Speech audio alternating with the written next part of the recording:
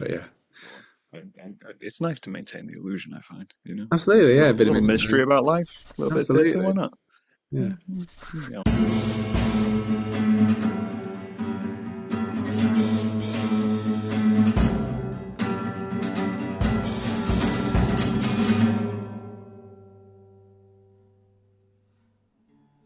See how we go. And on that Yes. note, welcome to the podcast, Ryan. Thanks, Graham. It's really happy to be here. I mean, I think you've probably got like a great, probably one of the best kind of like podcast names I've come across. So It did take me a while to settle on that. yeah, And it it's wasn't something it about. wasn't originally a podcast name. Oh, okay. It was just a name I came up with. And then I wrote down, and then when I started doing recording stuff, I decided I was like, oh, that would suit that would suit this whole situation. The futility of whatever I'm doing. So, yeah, glad to be here. So we were just saying previously, before we started recording, that you're based in a few locations across the UK, Yes. I'm based between Manchester and Spalding in Lincolnshire. which much like where I'm from, I imagine many people don't know where Spalding in Lincolnshire is. Yeah, whereabouts in Lincolnshire are you from? So I'm most of my time I've spent in Lincoln, but I'm originally from Scunthorpe. Oh, right, okay. So I was born and raised North Lincolnshire. I went to Lincoln for uni and then just stayed there for 15 years or so before moving out and disappearing into the US. You know, Nice. the It's big it's such the a big big two. county, and that like I went to Yeah. Grimsby the other day for the first time, and it's like uh, well, not another world, but like I think we're the second largest county by like mass, and I Yeah. think there's well, as you know, there's the devolution coming down the line, and then there's rumours of a north-south council split as well, which could be interesting. But it's such a big county, it does actually make sense. So It is a massive county, and I always, as much as I enjoy Lincolnshire, I always like to hold on to the North Lincolnshire aspect of my history mm. because it always seemed like North Lincolnshire is very much an area which neither Hull and Yorkshire wanted, and base South Lincoln didn't want. They went, "We just got to separate them, give them their own little slice, and then we'd have to deal with it." Like a hinterland, yes. Yeah, we're with a barrier. You have to come through us to get to everybody else, one way or another. Yeah. Oh, fab. But to fill in the audience, I'm going to ask my first question, which is, who are you, Ryan? What are you about? I am an actor and a writer.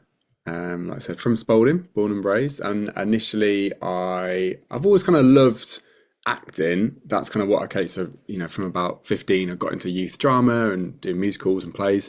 And so I went to drama school. And then so kind of since leaving drama school, I've gone from like leaving as an actor and really fanned out into lots of kind of wider creative pursuits. And it's always that weird thing of like, do you describe yourself as an artist, as a creative?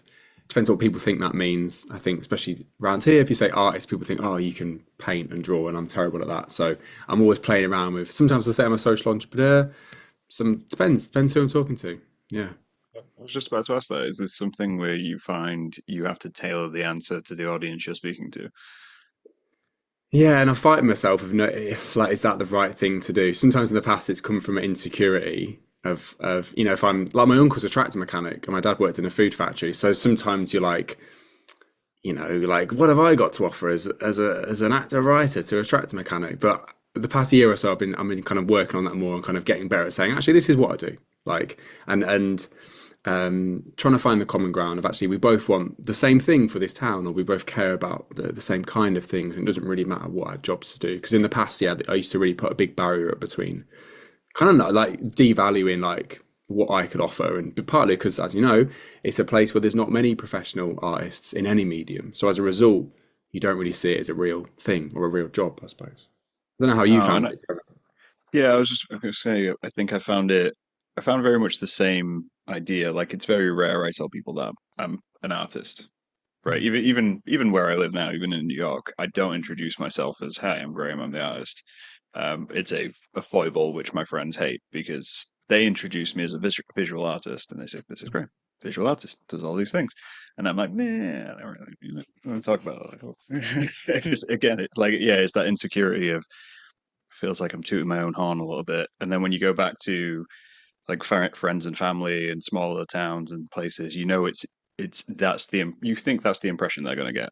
Of like, oh, look at me, I'm an artist and I do all of these things, and like say they're all steel workers and factory workers, and like we have different lives, and that's a Well, balance we strike. there's something really beautiful about like this great guy from South Lincolnshire called Kenzie Thorpe who he was a traveller and he was both a wildfowler but also a painter of birds. So he was both he started off shooting the birds and then later in his life he started painting and was self-taught and has done these beautiful, I suppose because he was around them so much and knew them anatomically, his painting of ducks and geese are incredible. And I think there's so many characters like that in Lincolnshire and in many places where maybe art isn't the foremost thing, but actually you come, if you chat to someone in the pub, you go, wow, you've got this real like artistic soul. And you're like, wow, but yeah, that's what I kind of really love, those people like that. I do find that you have to find the commonality between the two things. I imagine, kind of from your acting and writing and things like that, you find it probably incredibly easy to speak about, you know, plays and performances and theatre and film, which you enjoy. And most people, regardless of their background, will at some point enjoy media of that type. So you kind of, it's an easy in of, oh, I can focus on this, and Yeah, to be slip fair, down this. that's a great point. I probably need to do that more because I forget that. Yeah, we all have films that we love and Mm. well, yeah, everyone. I mean, I think COVID was that classic thing. People really fell back on watching all this stuff and they're like, oh yeah, this is the arts, this is the creative industries, and we do really appreciate it. So, which brings me a little bit on to maybe when I messaged you, I said, oh, like I know that the artist suggests the topic, and I was like, oh well, I mean, especially local, I'm interested in is like kind of this argument about like public art and often on Facebook comments when like a new thing gets unveiled, people say, well, why did they spend the money on this and not on the potholes or the roads? And that was my jumping off point that I wanted to chat with you about, I suppose. I liked it as a coming up. It's one which is it's come off a lot of times in my life, but also just like through recent discussions with some friends and collaborators of how you can go around in spaces and have an active conversation about art and community. Because, like you say, when things are posted, especially posted online, they get met with gut reactions, right? It's very much like it's a sound the loud hailer of like, oh, what is this? Why is this? I don't know. Why is this on my feed? It's been pushed on me. I don't want this. And to be fair, that's a reaction you're going to get anything which appears on your Facebook feed because we have no control over it. But on the other hand, we as artists really want to engage with the public, and it's hard to do when that is the first reaction. I don't know if that's Yeah, the yeah, you're experience you right. have. Yeah, I mean, luckily, I'm maybe later in my life, I'll get into more installation based art. That isn't not. I'm like I said, I'm bad at drawing. I'm bad at sculpture and things. So I'm always watching. I'm always kind of in the comments, just kind of watching. But I suppose I'm really interested in this idea of like, however someone engages with something is valid. And in fact, as we always know, it's better to make something that people either hate or love rather than just kind of don't have a comment on at all. So I'm actually like, oh, it'll be great to meet those people where they're at. I literally had a thought yesterday. I was like, oh, maybe I should put on like a community meeting, put some food on and be like, let's talk about this sculpture and try and understand where people are at. Because I think if they're engaging even negatively, or that's still a comment. That's still, and I'm interested. So there was a great one, like when you dig past this initial, like, what a waste of money, and then someone else in the comments will say, well, actually, this wasn't funded by the council. This was funded by an actual arts funder, for instance. They go, Yep. well, it was still a waste of money, even if it was art. So I was like, oh, that, and now I'm interested. Now I want to know what you think is good a good way to spend money on art. And because they're not like what we said earlier about the people who have all these kind of, we all have a bit of an artistic soulless, what does that person think is good art? And because that might be an amazing way in. So that probably where I'd want to get to is have those conversations about that. Definitely. I think it's like you mentioned offline to me that the kind of like the post you'd seen, or what's the initiative, was the sheep sculptures Yeah, in which you put Spalding, yeah. forward, which is like it's almost like a trend in the UK of animal sculptures in cities, which I Yeah, tell don't you know what. where this came from. Yeah, yeah. I don't know what the first one is. I think yes. So especially for people watching in the States, we love a trail, an art trail. Especially so recently, a lot of local authorities have got money, and they're like, hey, we've got to spend this 40 grand. Let's build a trail. And so, yeah, they'll create sculptures that kind of go through the town or the city. And the dream is that someone like will specifically come to your town or city to look at to go on that trail. And people do it at different levels of success. I think probably, Graham, it came from when Liverpool won City of Culture, which is now like, it seems it's weird with time, but that's probably the mid 2000s. I'm not quite Yeah. sure, but they have these things called they're called the banana llamas, they're called, and they're kind of these quite odd shaped like Like llama. cows, but they're like a shape. Yeah, they've got these kind of. I mean, it's like if you put a mirror down something and they're a copy of each Yeah. other.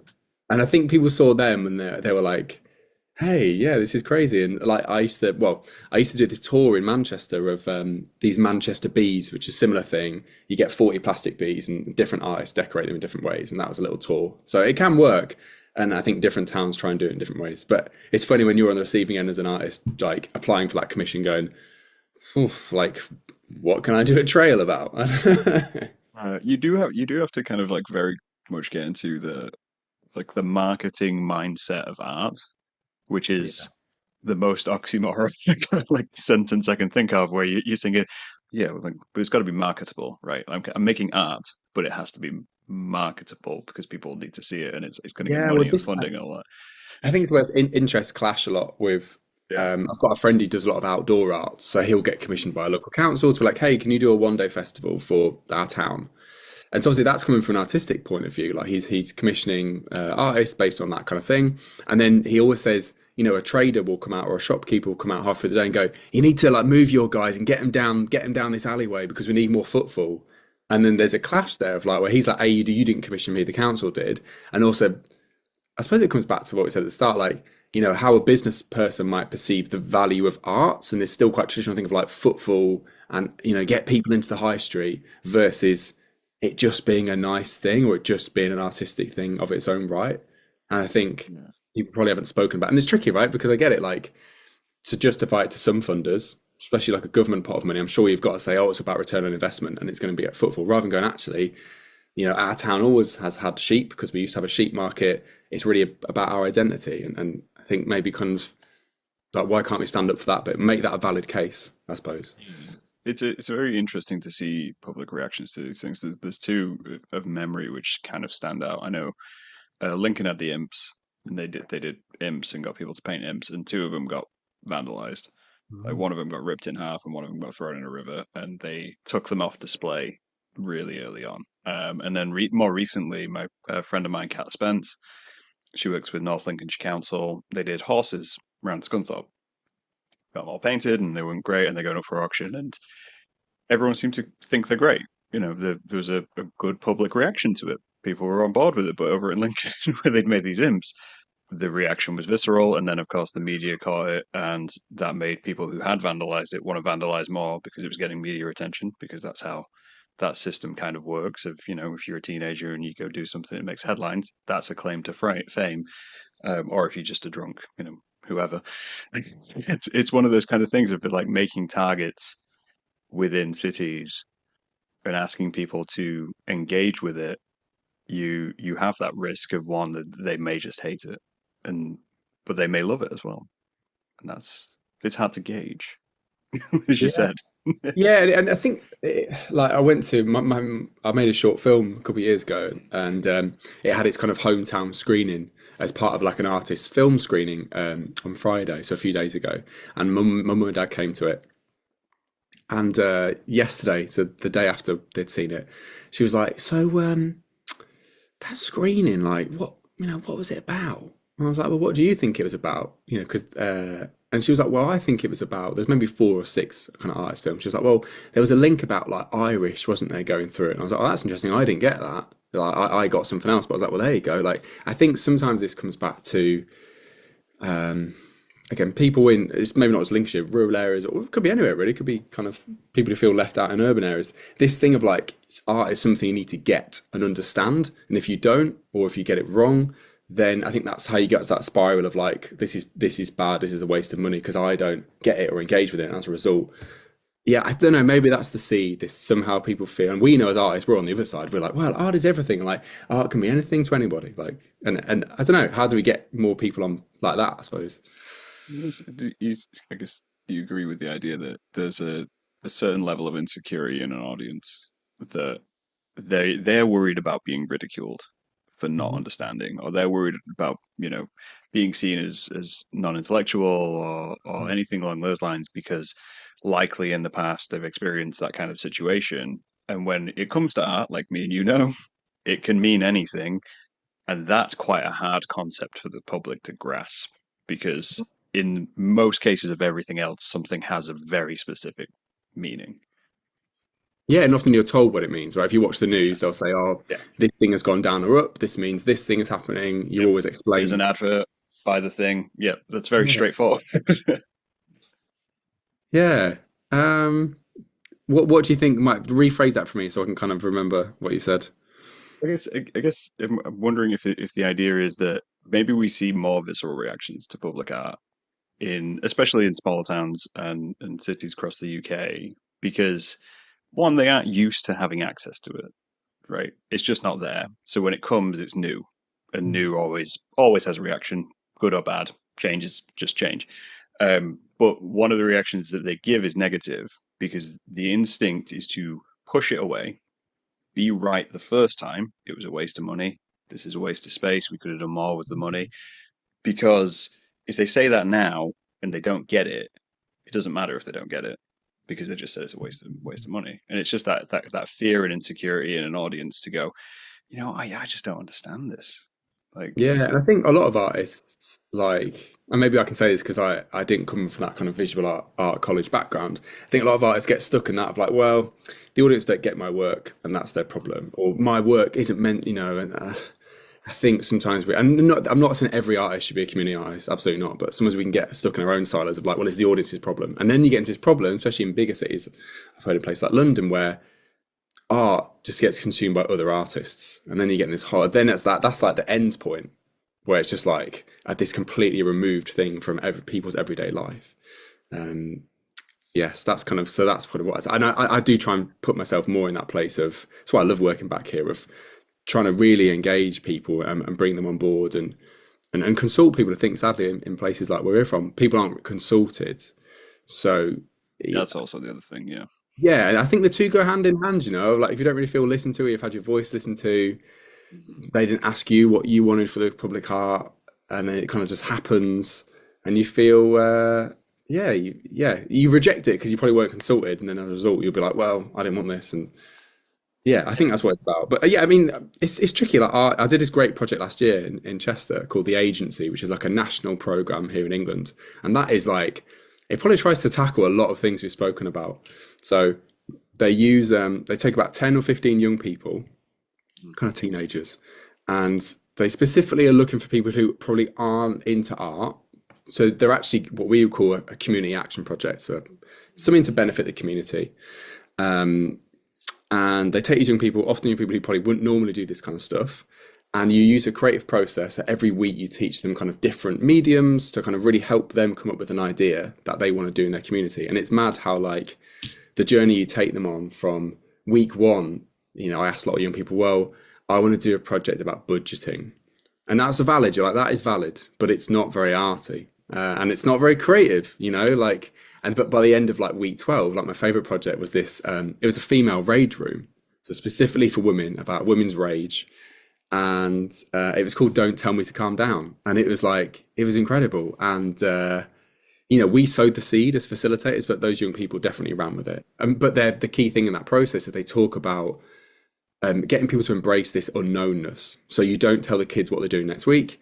You keep them in this sense of mystery, and it's all the opposite stuff of what teachers get taught to do. Where at the start of the lesson, you're supposed to tell them these are the lesson outcomes and these are the objectives and what you're going to get. And so, and kind of bringing them. I don't know. I saw this great thing, a video about this parade in Holland with these geese, and it was like, where's the place for like whimsy in the world, And I don't know, stuff like that. Yeah. Yeah. I mean, I guess do you see a huge difference then between someone who does engage with community art and someone who just makes art for their own personal space? I don't. No, I've been really inspired by some really. There's this artist called Scotty, who is actually kind of currently on pause, I'd say, with making art. But I met them maybe 5 or 6 years ago in Peterborough. They're doing a talk, and they blew my mind of going, oh, I didn't know that could be art, or this could be. So if they did a great project where they did this hot tub. So what the outcome was it was a hot tub for three of your friends, and like a violinist would come and play, and you would just apply. So like there was just posters saying like, you, your mate, some champagne in a hot tub, tell us why you should get it. And then actually it was a really beauty of the person who chose, who just recovered from cancer, and the people she invited were the people who were like really pivotal for her. And I was like, that, you know, yeah, like stuff like that. I was like, that is cool, and I'm like, I want to do more of that. So yeah, they've definitely been a big inspiration. Yeah, I think there's this thing. I think it's almost like a mindset change as well. I think with when it comes to community art and when it comes to public art, because I mean I come from the school of thought with art, which is of it's about partially about reaction, right? In some ways, I want to make you uncomfortable with what I'm creating. That's just something which I do in the work which I make. The podcast is the exception because it's very casual and that's a nice friendly space. But the work which I create is fairly visceral. It's very reaction based. And when it comes to community spaces, I know my art isn't suitable, right? Mm. It's suitable to an extent in the sense of I could make something about a very important topic which needs to be discussed and that will get public reaction. But you kind of have to tread that line of like 70-30 of it's got to be 70% accessible. The 30% is there if you want to pay attention to it. And I Mm. think my view has always been you have to shift that view in your own head as a creator. And I don't know if everyone holds that view, whether it needs to be 100% community and Yeah, 100% accessible. that's great. I'm a big fan of, you get people through the door under quite a welcoming premise, and then once they're in the room, you lock the door, and it can get a bit darker. That's kind of what I like. That's a lot of, that's my Sounds actual way more threatening. No, I mean more like, because yeah, naturally we're people who maybe aren't artists for a living are kind of go around our lives and we're trying to keep ourselves away from things that are uncomfortable or things that we need a lot of time to think about. And so yeah, you get them under the premise of one thing, and then once they're in the room, you gradually kind of walk them down to this kind of more darker thing. So very much in this kind of Henry VIII show, that's something I'm definitely doing. And actually, kind of what you said, I'm trying to bring a bit of yourself, Graham, into this next project. I think my work previously has been quite gentle, and probably has been often a bit too self-conscious of, oh well, I'm in a small town and I'm making work for people in a small town, so can't be too weird, and I don't want to alienate people. But actually going, well, there's a tact to that, and I suppose my solution at the moment is to get them in and do something quite accessible, and then you kind of drip feed the message or the thing you're trying to say. So tell us a little bit more about the Henry VIII play you're working. Yeah. As much as you can talk So about it. yeah, no, there's no NDA, so it's all good.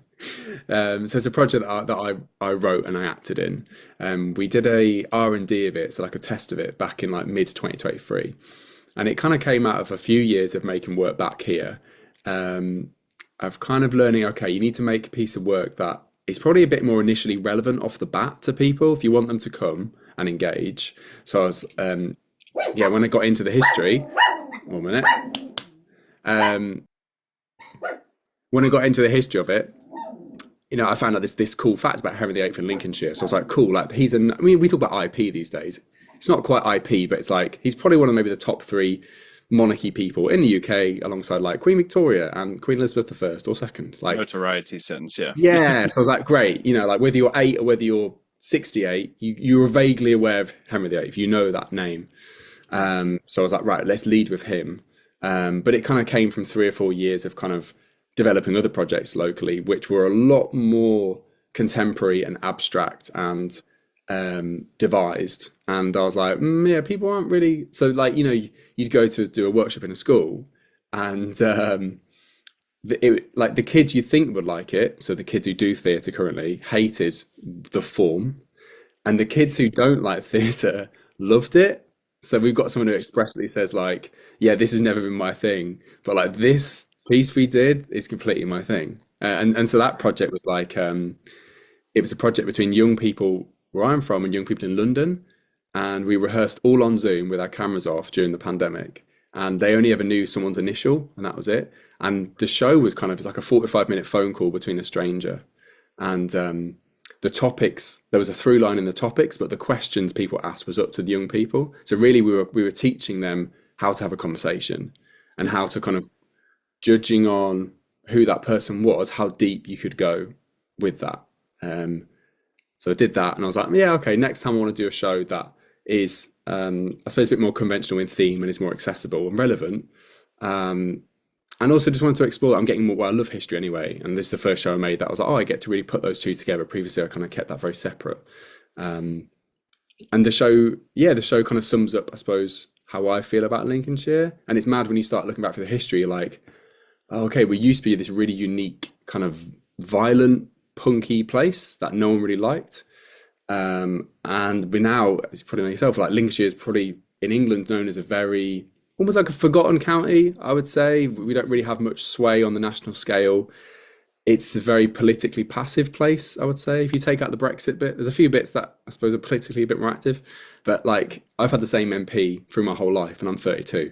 So there's a lot of stability. So yeah, so I was like, oh, you can almost trace this thread of like passivity that's here now to the past. And so in this show, we kind of completely restructured the piece, and we've gone almost on more of like a game design element of kind of what's this journey we want to take them on, and less from a narrative point of view, but more from an emotional point of view.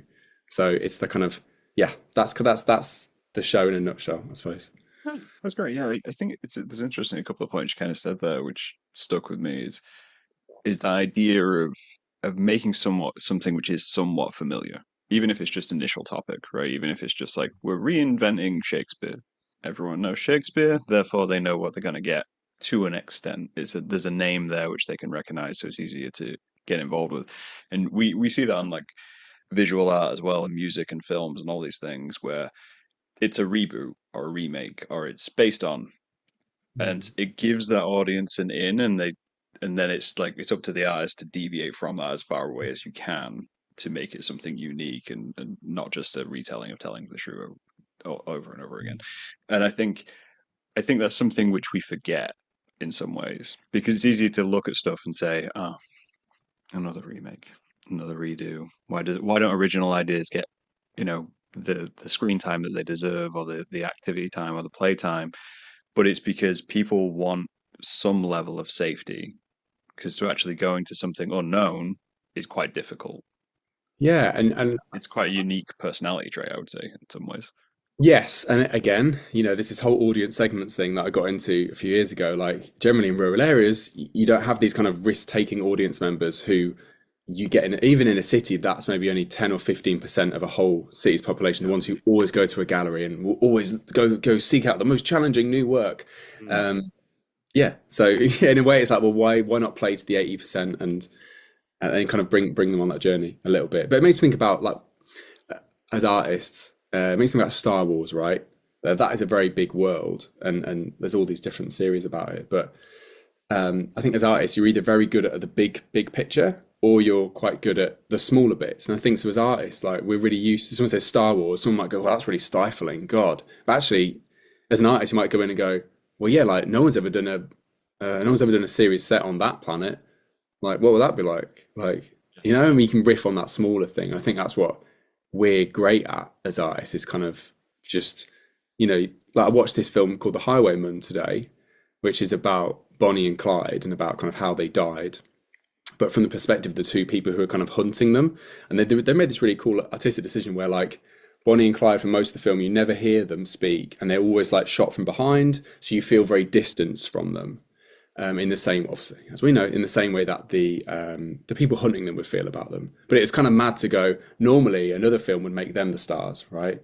It's like if I know the Bob Dylan films come out recently. It's like if you made it from the perspective of like his first girlfriend or his tour manager, and going, okay, we've got this big central star that we know of. And I suppose this to go back to Star Wars, when you've got a big IP, you can then start. Someone else has already told that main story, so you go, oh yeah, who was that one character in that one episode? Like, let's make a whole series about them. And I think that's the joy. Like maybe Yeah. Severance of that. I love Severance at the moment, and like, why can't they spin off and Dylan have his own series? And Yeah. It's the thing as well, I think you end up in that bit of conflict as I think as creators, right? Where you have a whole industry of creativity and every scale of creativity in that space, which is saying to you, your work must be completely original. To be important, it must be brand new. All the greats did it. they came up with something brand new, which is not true. Most of them ripped off somebody else at one point or another. Along Bob Dylan's a great example of that. You're kind of diving in that. So you've got your whole community saying, no, you need to make something edgy and new. But on the other mindset, you're like, well, I don't want to do something Star Wars based because it's not completely original. But then, like you say, if you have the spirit of doing something and making something original, it doesn't matter what you're doing it about because you're going to be able to take Star Wars and make whatever you want. Yeah, You're or going to if you're bend that brief. and if you're smart about it, if you're like, I'm really fascinated in stories about X or Y, or every piece of work I make is about loneliness or about family or about loss, you can Star Wars then commission you to write an episode on their thing, and you go, well, I'm going to just shoehorn in like, well, that's also it's like naturally that'll happen. We do evoke the same stories all the time, so I think that can reassure people, like people listening, will be like, you can still, even if it feels extremely rigid, the parameters, you can still play in quite a small box. You just got to bring you to it. I mean, that's the only way you'll ever be creative. If just bring you. I would say. But I feel like That's we really could rip on this point a bit more. definitely. Yeah. I think like, it reminds me of those kind of when you see like a compilation film or like a series of short films, and they just have one running theme. Or there's a great I don't know if you watch Bob's Burgers. There's a great episode of Bob's Burgers where they get the animators to change every like 2 minutes. Every scene is a different animation style, and they picked like a series of animators, and you're just watching it like this is insane. Like this is a fever dream of an episode, and it's fantastic because every single person's going, "Well, I've got the script, but what I do in the rest of the space is completely up to me." Yeah, and I think again, going back to this thing we said at the start about maybe that's a way in to help people feel like, so what was that piece of work about? And go, well, what was it for you? Like I did a workshop in Gainsborough on Friday with some, year tens, and it's really cool going back to like, so that group came from a school where they've only just put drama back on the curriculum. So I was like, great, we've got people here who are like, it's quite new, it's quite exciting for them.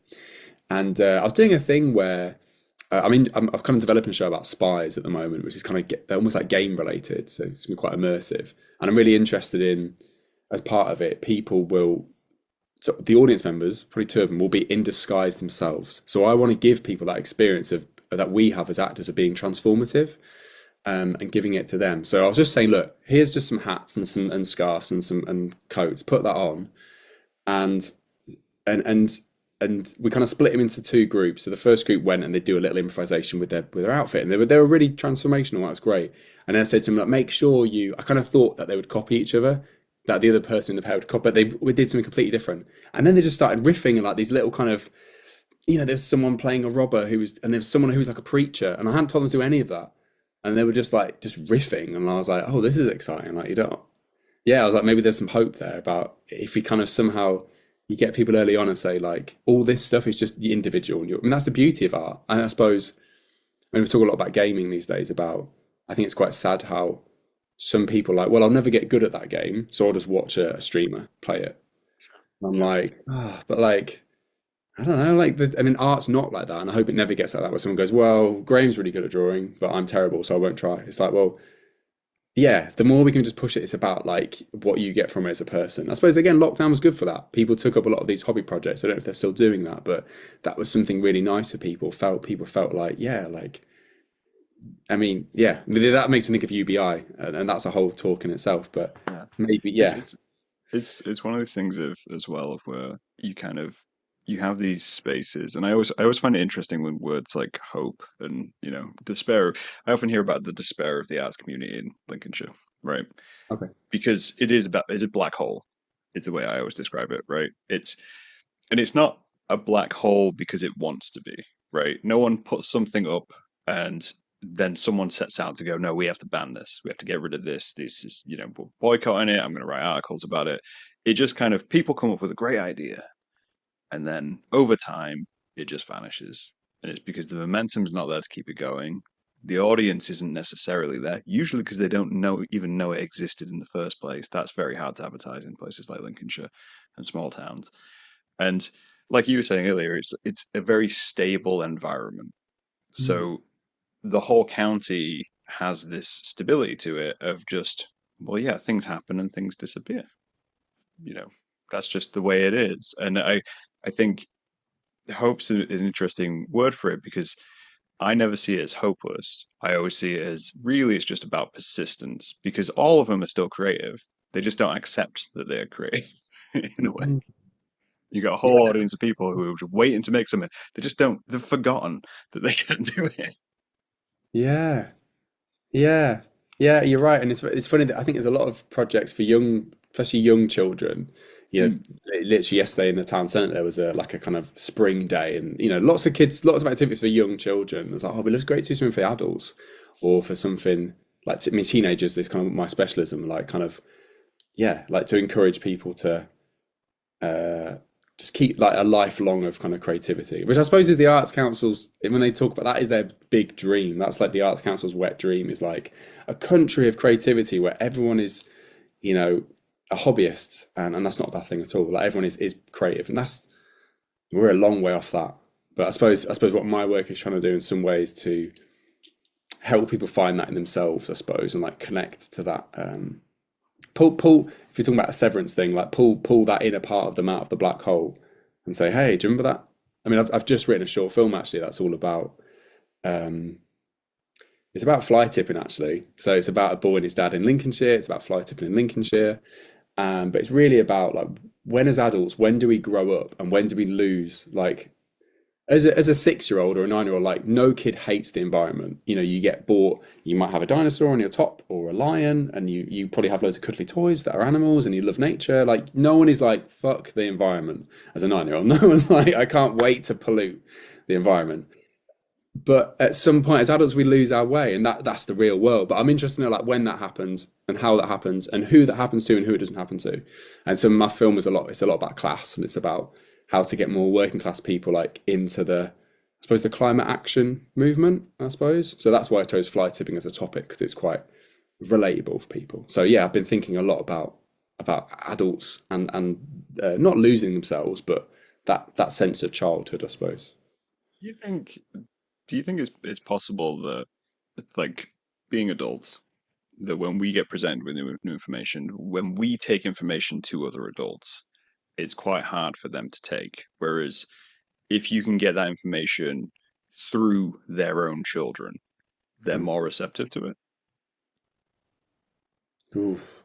I mean, the dream is yes, Okay. I suppose, but sometimes I feel like people like write kids off a bit. And in the short, Okay. I was just like the little white lies people tell kids, or the like you might be out at an event and you'll see another adult tell a kid a lie to stop them doing a behavior or to stop them doing something, but you as an adult know that they're lying, and you're like, I don't know, I'm interested in that. So I suppose it could happen that the kid could come and be like, oh, look at this thing, and the parents like, yeah, that's nice, Jimmy, but time to grow up now.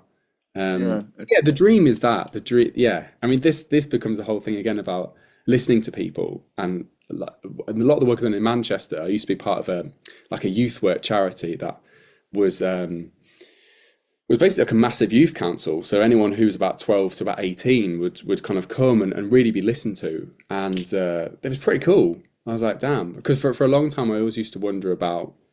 As growing up, I was really inspired by London and what people were doing in London. And it's good and bad because you'll see someone who's like 15 and they'll have a charity. Or they're like, this 15-year-old's a millionaire because they've just invented this thing that takes pollution out of the water. You're like, wow. Like, and I'm My here in dad owns Lincolnshire. BA. You're like, oh, Yeah, great. yeah. And yeah, I always used to kind of find that really interesting. But I think some of that happens because these young people in urban areas are a bit more like kind of like spunky and like they feel empowered, partly because they're probably being asked, and there's more of these schemes going on where they're like consulted and they feel they can have a say. And I think it comes back to that thing of if you gave rural kids the opportunity, they probably would be a bit more empowered maybe to start doing their own thing. And even if their parents are like, don't do that, don't set up a climate group, they'll be like, well, I'll still do it anyway. Like, or yeah, that's the dream. It's in a way, I somewhat agree, but also kind of disagree in the sense of like, I feel like there is that spirit of just wanting to do things from small town and rural areas. I think it's just like you say though, it's what you're presented with, right, on a day-to-day basis. Because we all grew up in small towns and then we look to big places. We look to Manchester, Sheffield, and we go, oh, they've got stuff going on over there. Like the That's art great. I'll trail go. thing. yeah, like I'll go over there and I'll have a look at that because that looks great. There's nothing going on around here because nobody does anything around here. It's just a bunch of boring old people. And I think there is, as much as there is value in helping kids realize the potential in creativity. I do a similar project myself in the sense of I fund a zine fest in Scunthorpe, third year now. It's like one of those things of like that whole thing. I think almost as much attention should be paid to breaking adults in a way, because like you say, they do get to that point of, well, yeah, no, there's no point really doing that. It won't really matter anyway, yeah, waste of money, that kind of vibe. I think maybe And the answer, Graham, is maybe do a project where you have like them and their kids. yeah, Like that'd be good. Like so, yes, it's an arts class, and you bring your 9 year olds, and then you bring yourself, and just that one. And now you tell the parents it's a chance to connect with your child and spend some quality time, but it's not really. That's a lie. It's actually about getting creative. Maybe that's the answer. I think that's true. I think it is that thing of it's using that family connection to fully change perception of it, right? It's that thing of I took my parents recently. They visited over here. We went to a botanical garden because they both like gardening. Great, we'll go there. We saw bonsai trees, and my mum said to me, "Oh, I love bonsai trees. They're like really intricate, really thing." I was like, "Well, you could make one. Like you could have a go. You could just have." She's like, "No, no." And I was like, "You just go on YouTube. There'll be about 50 million bloody tutorials on how to care for a bonsai tree. You could have a go." But that fear again comes like deep in, where it's like, well, yeah, but what if I fail? And then it's a waste of money, or what if someone thinks it's silly, or that kind of thing. And I'm like, it's very hard to encourage an adult because we have a lifetime of memory of all the things which went wrong. And and I think, like you say, that is that thing of if you're there in a comfortable environment with someone you trust, which is your child, because you can't not trust your child Mm. because you think you're superior in them to some ways. They're your child. You'd like, well, they're failing and no one's making fun of them. And then Mm. you hand the parent a pencil and you go, well, why don't you draw too? Have a Maybe you go. do a thing where like the piece of work they both have to complete. So like the classic one would be like you draw a line down the middle and the young person does one bit and the adult has to complete the other bit. I've always wanted to do this like kind of reverse nativity play where the kids go on stage anyway, but like the kids act out what they think their parents do all day or like what jobs their parents do. And I think just that chance to kind of again that similar thing of like getting the parents to kind of reflect back and have a chance to ponder about how their kids see them. And yeah, I found that very potent and Do you interesting. think the public responds better to immersive art over just items, like statues versus kind of community experiences or visual displays? I think based on like my limited experience and what's going on in Britain at the moment, I'd say yeah, there's a real, I don't say in America, there's this real shift to more like experiential things. And actually they are becoming a lot more commercially acceptable and viable. So it's like, well, I wouldn't go to a museum, but I would go spend 50 quid to go to like a Mario Kart thing or like, and you're like, that's kind of still art, like, yeah. So, and I think a lot of my stuff has been starting to dress up like the Home of the Ape show will be marketed as more of an experience rather than a play. So it's going to be like, we're going to sell it's got music, it's got food, it's got history, and it's also like kind of funny. So like we're going to get some vloggers to come, and I'll say explicitly to them, don't do a review. Like don't review the play. I don't need stars. I need you to say in the same way they go to the Mario Kart adventure. Like oh, I had this great day out and it was really fun and like so that yeah, I'm kind of thinking more and more about that. Yeah, in England, people are getting more into experiential. I mean, there's so many light trails like in winter time. Again, people will take their kids out to a light trail. Um, but then what I don't like about that is a lot of that art is not live. And I would say this as a performer, it doesn't have like I don't know. Then we get to this thing of like, well, is all art just like putting some lights on and it's all about scale? Which I went to China for a little while, and China loves work that is at scale. And scale is impressive, and it does a thing. But again, does it create a gap between the person making some work in their studio and then they'll go, well, I'll never get there. So do you know what I mean? There's all Mm. these pitfalls. I think there's no right way. There's, no, there's no right way. I think it's true in the US as well. I think there's a huge trend right now, which is the whole kind of immersive painting view of like, Oh, oh, when you we've go got to a this like Van. a Yeah, projection. it's like we've got like the Van Gogh and the Starry Night, but it's Starry Night on five massive walls and it's moving, and that's really, really popular. Like they sell those tickets for, $100 a go, and it's 30 minutes or something like that.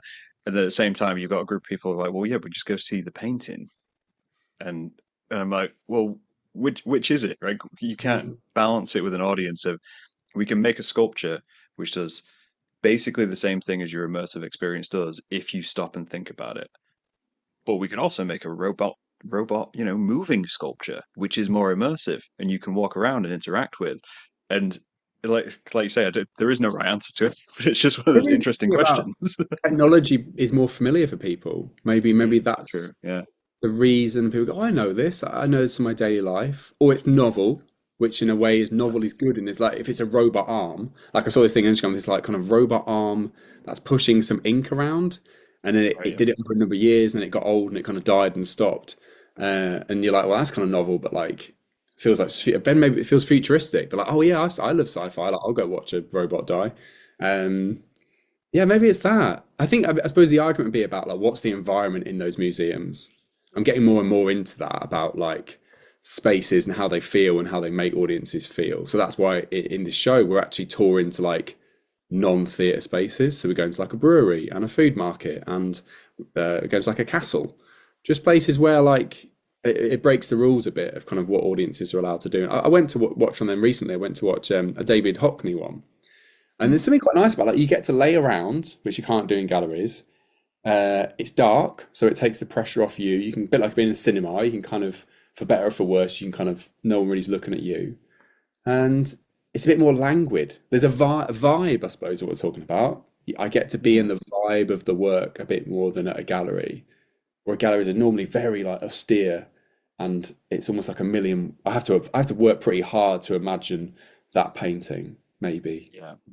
Yeah. I think there's truth to that. I think there's almost as much value when it comes to community art of how you curate it than the thing which you're making in the first place completely. And I think it becomes down to, in some ways, how you sell that, right? Because like if you were in a space like New York, London, there would be people who would go, all right, we're doing an exhibition of paintings and we're going to do it as a pop-up and it's going to be edgy and it's going to be cool and we're going to do it in a public toilet because that's edgy and cool, and they're aiming for that like streamline of this is going to be something unique which you won't have considered before, and their audience wants that. Their audience wants it to be all the things which they were told were Yeah. wrong And the forever. exhibition is called "Are You Taking the Piss?" Exactly, right? It's that kind of thing. Whereas you come to somewhere else, you come to another space, and you go, right, we're going to do a painting exhibition. We're going to put it somewhere random, but it'll be like a pub or a coffee shop or somewhere like that because you're comfortable and you want comfortable at the entrance, and then once you're in, like you were saying earlier, you can be made more and more uncomfortable because you have full control. And Mm. that's what you want. You want control of your experience because your day-to-day life is pretty stable. You go to work, you look after your kids, you see your family, and that's what you're comfortable with. So that's what you need in order to engage with creativity. Whereas here, they don't want that. They want to, see someone pop up on the street with a paint can and be like, "This is what we're doing now, guys. Run!" It's just, it's like again, it's like tailoring your thing to your audience Yeah. And is I'm is not. just the important part, I I think think. the beautiful thing is, and we've probably both gone on that journey. Like my parents are not artists, and I think like you can start, and not everyone needs to do this, but you can start from just being like, oh, art's a bit daunting. Go to a community exhibition, and then you can eventually become that hipster who is seeking out Graham's exhibition in the toilet. Like that is a path, and as we know, like anything with music or food, there's something that gets you into it, and your tastes get more and more refined, or you want something more and more less bland or generic. Could be the same with beer. You start off drinking Stella, and then you're like, no, I want the most hippest, hoppiest IPA, please. Like, yeah, I think that there's a pathway there. It happens in other things, so I can't say it can't happen in art. I'm curious what your opinion is on this. Is just like a couple of rounding off points of. I almost get the impression, especially when speaking to anybody from back where I'm from, is that they don't really feel like they deserve art or silliness or frolicking.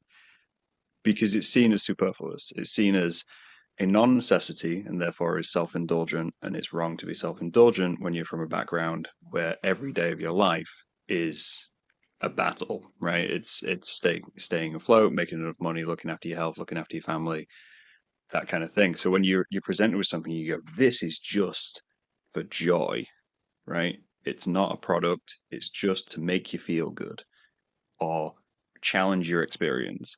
That's quite a hard thing to embrace.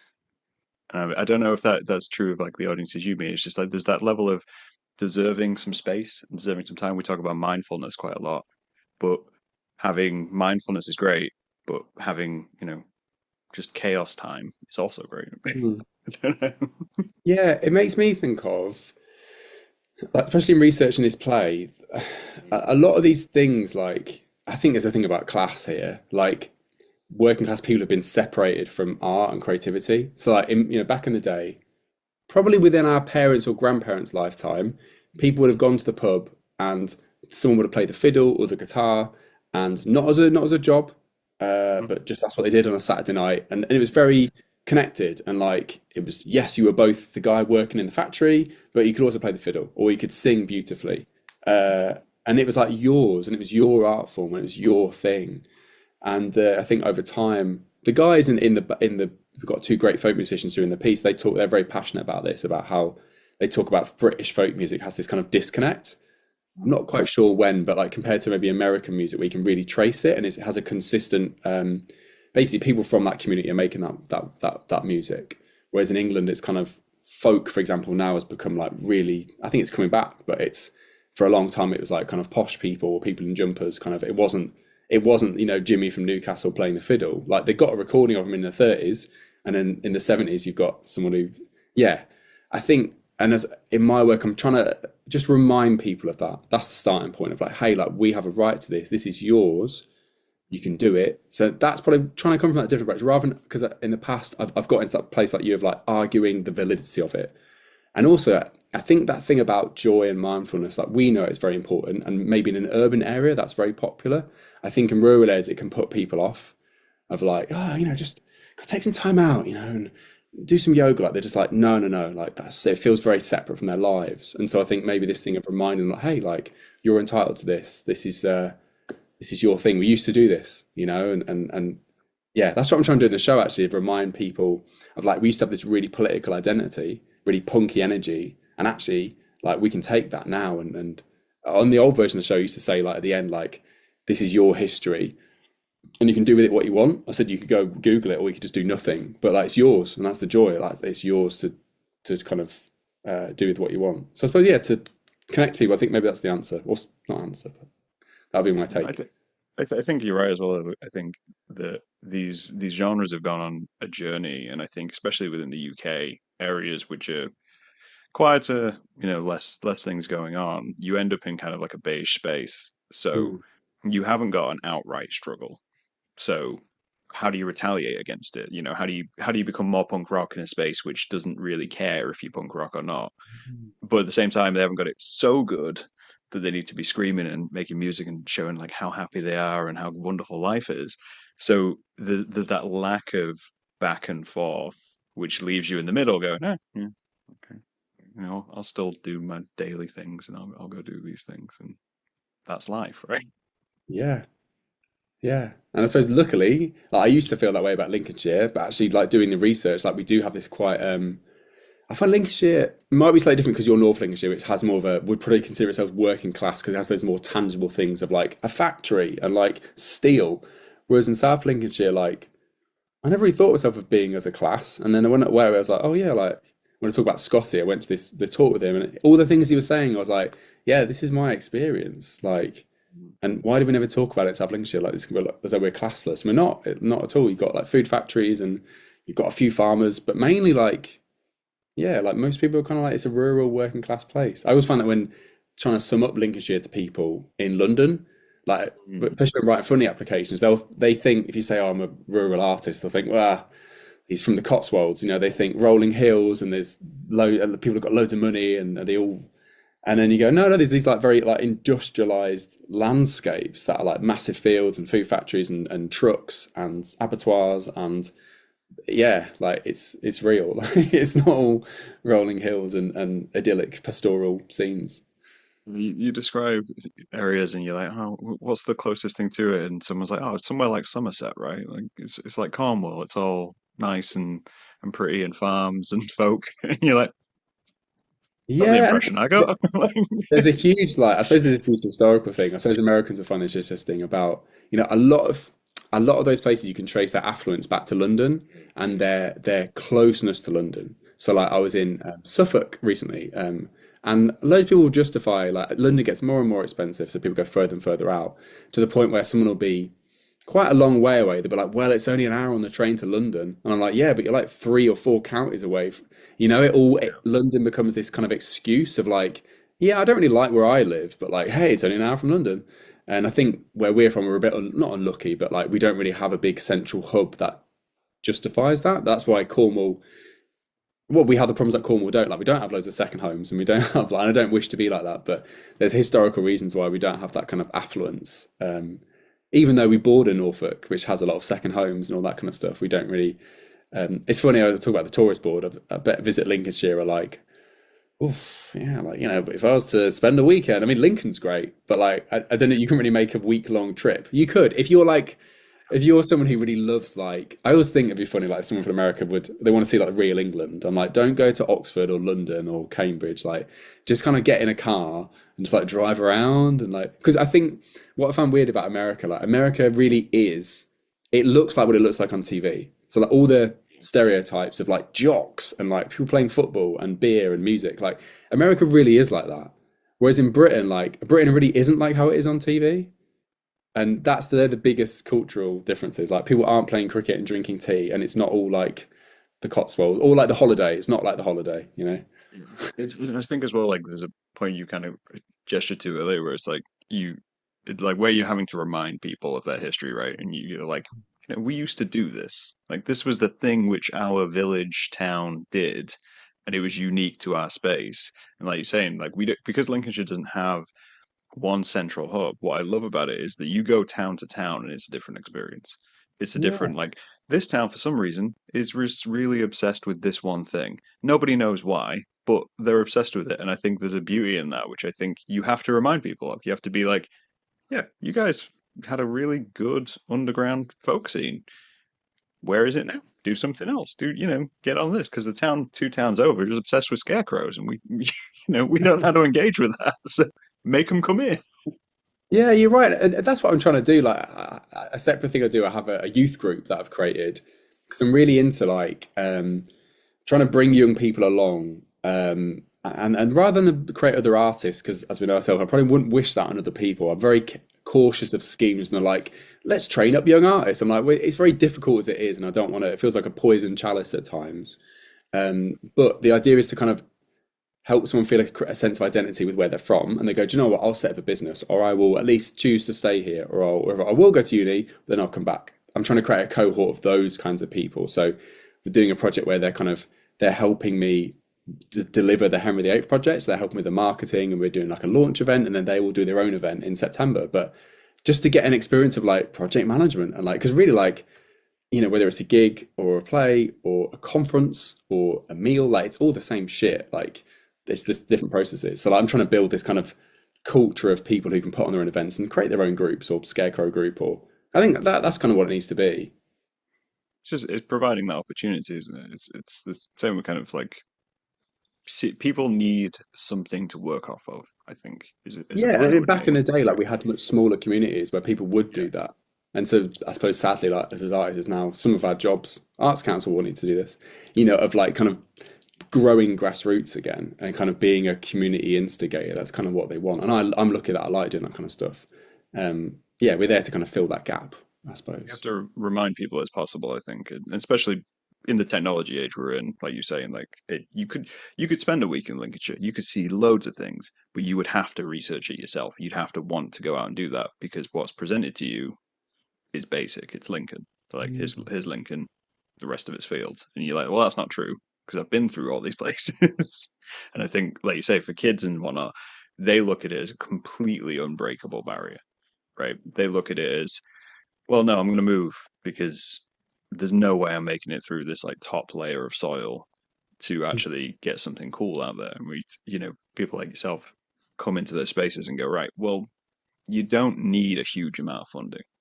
You can just do stuff. You can put on these things, and they see that and go, you know what, that's actually cool. Like, Yeah, and that's a like cool idea. I could do something like that. Like, yeah, yeah, like, there's nothing more rewarding than like creating your own CV, I yeah, think. And going, you could go to uni and do events management as a degree, but well, you could just like start and just crack on. And I always say, whenever you work rurally, you're trading in like it's harder in one way, but it's easier. Like you're not going to get national reviewers, or you're not going to be in the Guardian as like so and so's done this thing in their town. Like you trade in that, but in return, you actually get like it's a lot easier to make work in rural areas. Like there's less red tape. There's no one being like, oh, can I see your risk assessment? You can just crack on. So there's pros and cons there, and it's funny to use that metaphor breaking through the topsoil. When I have these conversations with like local businesses, they say, "Oh, Lincolnshire is a great place to grow or a great place to start," and I'm like, "Oh, that's something nice about it. Yeah, it can be like a, and you can then go on and live in a city, but like, yeah, why not just start?" Like I grew up looking like people were putting on club nights around me when I was like, mm, in a band as a yeah, 16-year-old, and like, in like a social club and things like that, and that was a cool thing to do. Yeah. definitely. I think it needs to be done. It needs to be done. It's important. I think, like we're kind of saying at the very beginning of this, if we want to round it out to a point, is if you're going to do this and you're going to attempt to do it, some of it is catering it, right? Catering it to the right audience, catering your presentation of it. No one appreciates someone coming into their space and being like, you're doing this wrong. You have to do it this way because this is the way they do it down there. Everyone hates that. And you've got to kind of come in and find the commonality first, find what people want, what they're actually interested in. And then when you do release it, just expect the negativity because it's a different and difference, not bad, but it provokes reaction. I think also I'd say to someone as well, like if you've gone from doing urban events to rural events, you'll probably get less people come. And like do it don't I'm still on that journey of like I still take it very hard if like five people come up. 'Cause I'm like, oh, like, because it's tricky to fight that thing of like, well, I got funding to this project partly because there's nothing happening here. And then if you don't come, it reinforces this thing of, but I have seen progression, and we do get more people coming to stuff now. But yeah, like that's because I'm from here, so it's hard to take it. It's more personal. But yeah, like that's the trade-off. It may not, I learned that very quickly. Is it's not just a few posts on Instagram and suddenly you have like 40 people come. It's like you got to go tell people about it and be a bit more visible. And it's all trial and error. But in a way, there's no better place to learn, because then if you then go to a city, it'll be so much easier because you would have been like, wow, like I put this amount of work in to make the thing happen in my small town. So in a big city, in theory, it's easier. There's an interesting point you made there as well with that whole idea of when you get people who come from other places or have maybe even just like moved away and then come back and then go, well, we got funding for this and we put it on and no one came. They don't want it. They're not even interested. I'm like, that's not true. Like fundamentally, that is not true. It's just you're dealing with a much harder market to advertise to, and getting them to involve themselves is going to take you way more effort. But those five people who turned up are going to go to the pub and they're going to go to work the next day and tell five people. So if you make a good impression, word of mouth is going to explode. Yeah. Compared to when you're in a city, I can go to 20 events in a week and How's probably it been not tell with anyone about it. what's been the journey with your zine festival? Do you mind touching on that? I think that's really interesting. Oh, we can go to it. So I started it as like a just a simple one, right? All I wanted was to do an opportunity space because from Scunthorpe, I know the background of it, and I refuse to abandon it in a way. It's like Mm. a piece of like I've never been a very patriotic or pride kind of place. And I don't think people from Scunthorpe are, and I think that's a trait of ours. But it was one of those things of like, well, what really is the cost of doing this, right? Mm. Because every time you approach anyone about doing a public event or an arts event, it's like, oh, you're going to have to get funding. You're going to have to get funding. You're going to have to apply for this and this. And I'm like, well, I don't want to do any of that because I hate that. So what is the actual physical cost of putting on an event? And I spoke to friends of mine, Kat and Zara, who helped me organize it because I'm obviously not there in that country. And we figured out that you could do it for about 500 quid. Okay. And I was like, right, 500 quid. I can get that together. So if we can do it for that, that's a starting point. And first year we did it, we got really good footfall and we got a lot of people applying from all over the country. Mm. Second year we did it, we got slightly lower footfall, but we still had loads of applications. And I was like, right, this is the key, right?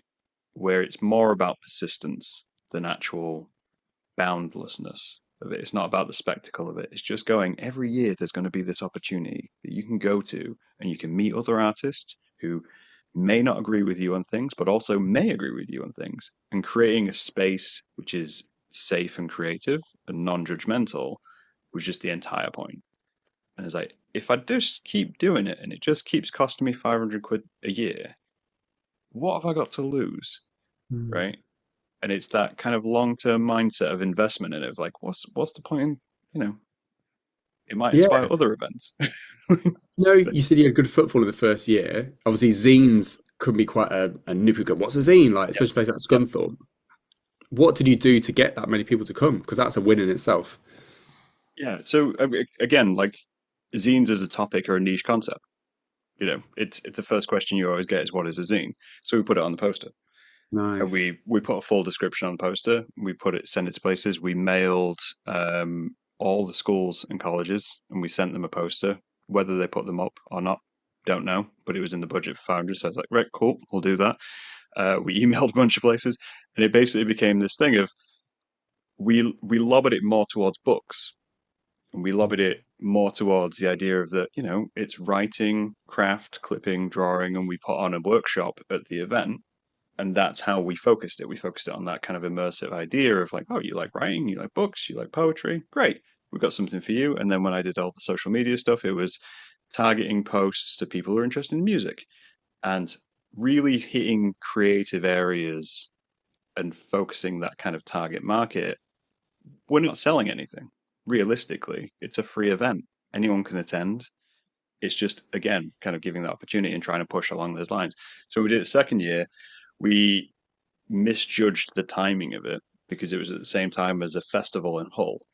Mm. And I think this is kind of what you're saying as well, of like your audience is only going to be able to go to so many things. And the type of people who are willing to try a new event are only going to go to so many things. So a lot of the people we wanted were already at another event. Mm. And so we kind of covered that this year and we're going, right, well, where are we going on? What else is going on in the county? Will it conflict with this event? If so, do we want to consider moving it or do we just want to put it on again and see what happens? Because again, it becomes this consistency piece, which is what the county is used to and what they like, but they just don't have consistent creative spaces. So just push it along there. That's smart. That's really, like, there's a great example there about you've gone like, okay, like, what else?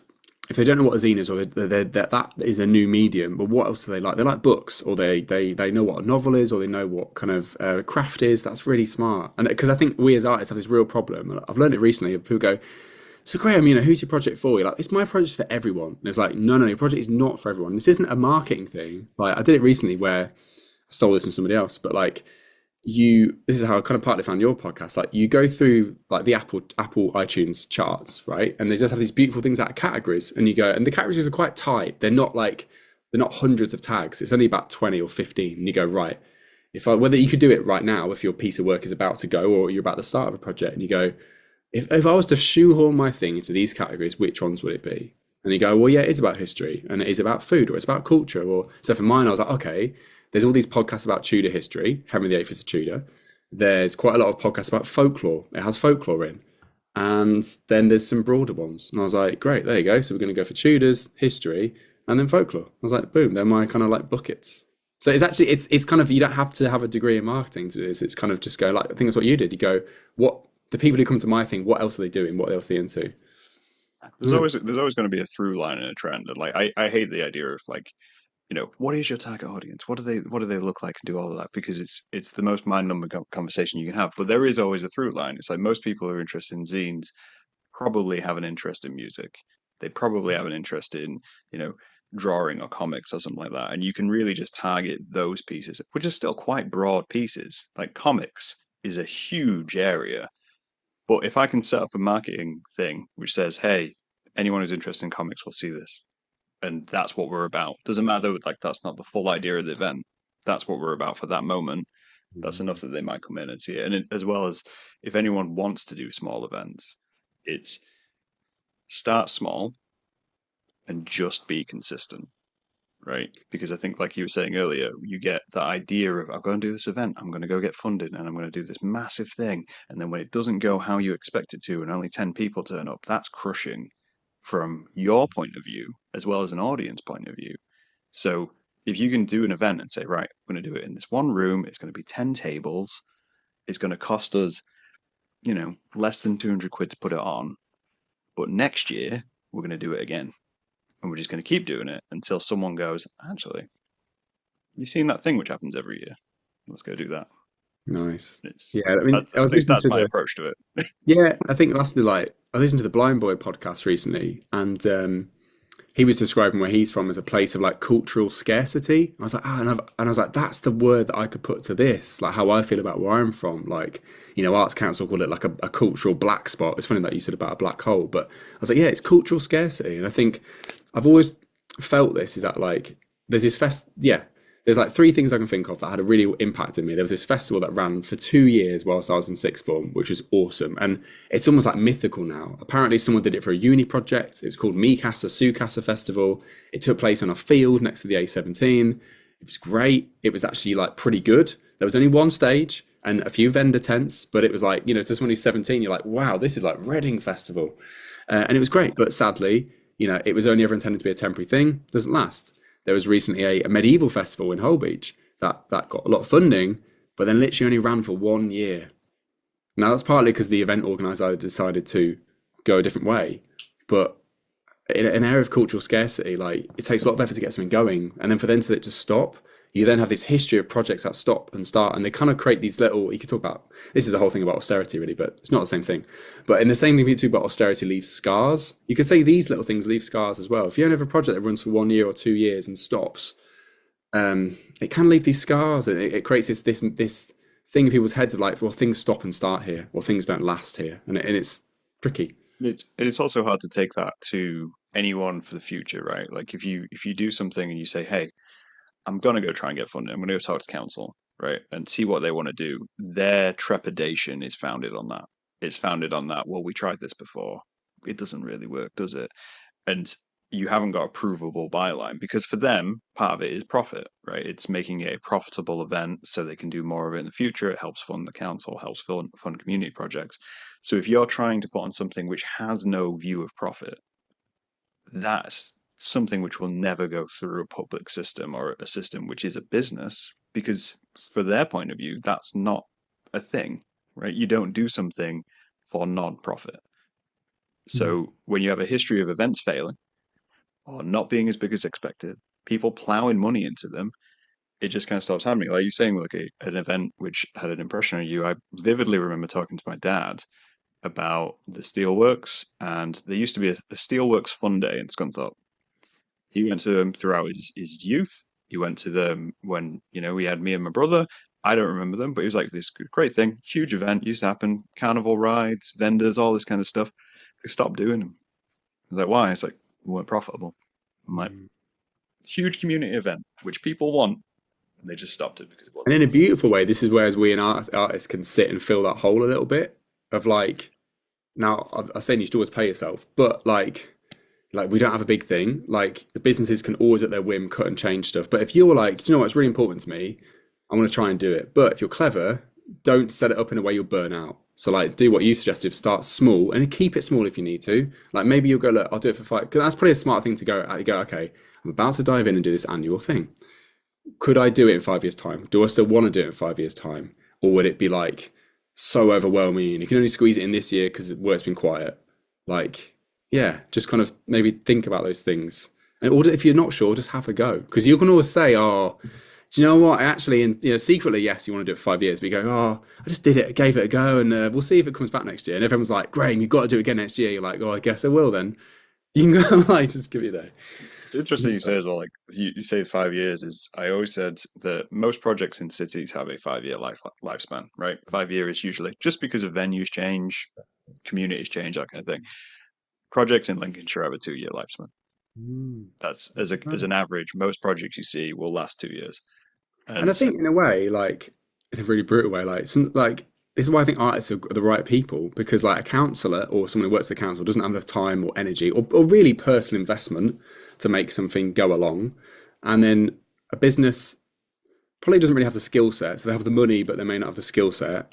And it's like we as artists, like I'm trying to tell it to my young people that like you get to be a curator, really. You get it's like doing a wedding. You get to go, I think this food truck's great. I love this band, and I get to put on my own kind of thing. I get to curate that. And maybe, yeah, if it's profitable, like I mean that's a whole for me, there's like a you've got the non-profit world and you've got like the for-profit world, which would be like music festivals and obviously that is it. You can absolutely make profit from it, and that's both are fine. But yeah, I think we're perfectly suited, and I music think festivals are a great example of that. Yeah. yeah, and like it's like a I've got a friend who works one in Lincoln, and like essentially it's like it's such a clever thing. You talk about Patreon and subscription services. Well, music festivals have always been that, especially big ones like Glastonbury or whatever. Like you're going to sell X amount of tickets. You can guarantee you'll sell all of them or most of them. So every year what you got coming in. It's a dream. Like it's the artist dream of like you basically got a salary and you're like, this is my. I was like, man, that's the secret sauce.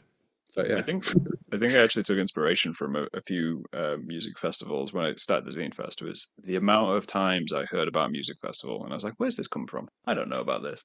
And it was group of friends decided to put on a show for their friends in their backyard. Next year, got too big and got shut down, so they had to get a venue, and then went from, "Oh, we've got a venue. Oh, we're going to need a field now because it's getting too big each time we do it." And each year just progressed through. And I was like, that's perfect. That's a group of friends who started a thing at a barbecue with a guitar and a local friend's band.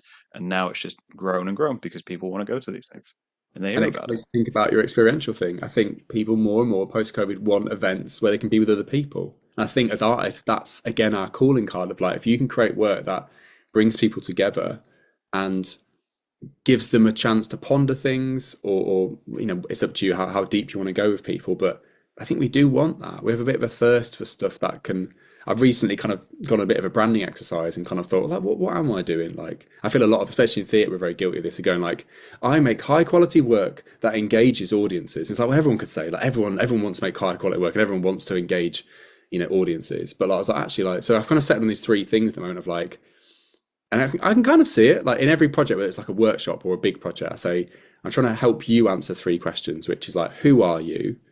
Where are you? And where do you belong? So that's like my Northern Star now. Of like when I do a project, I'm like, right. And there's, different projects will answer those questions in different ways. But that's what I've tried to do. And I think this is what I'm saying. But I think people want these experiential things. Music festivals more and more now, like this one in Lincoln, Lost Village Festival. They're basically like a smaller boomtown. People go, hey, boomtown, that thing with the actors, and it's all a bit like this whole secret narrative. Love that. And they're like, well, like literally the guy's now like, yeah, we're like taking like double on the amount of actors now because people want more of that. I'm like, oh, it's funny that, like and music festivals are a great example. Like it's that 3 days of the year where you get to role play and wear an outfit and wear like mad stuff you'd never wear. You wouldn't wear sequins on the high street.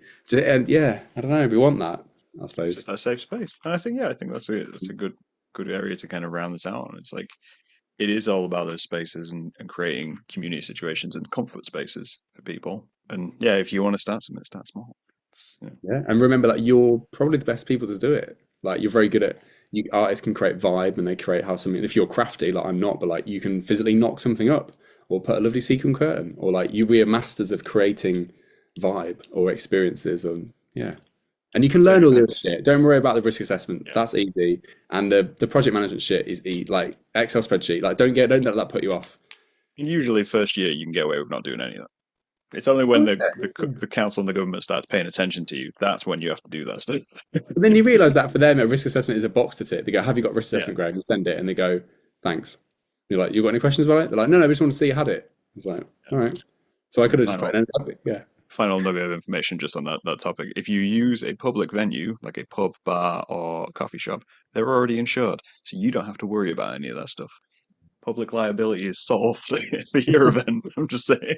Yeah, I do almost all my events. Yeah, Yeah. partly to solve a footfall problem, but yes, that's a great one. Okay. I have two questions to roll this Yeah. out to, because it's been a lovely chat, and depending on how many times you've watched the podcast, listen to it, you may or know may not know what's coming. So obviously we've talked about how to approach these things and the conflict of living in the places we do and how that affects the audience. But aside from that, or connected to that, up to you. What's a truly great piece of advice for anybody? Wow. I'm one of those annoying people where like it does change kind of quite regularly, the advice I would give to somebody. Um, I think the advice I'm trying to give myself, and I'm sure other people already apply this, is like I suppose trust is what I said about build your own CV, trusting that like doing a thing, you start to get known for it, or people go, "Oh, you did that at that thing. Can you come do it for us?" And it's already happened a bit. And actually, somewhere like Lincolnshire, somewhere where there's less stuff going, this is actually more viable.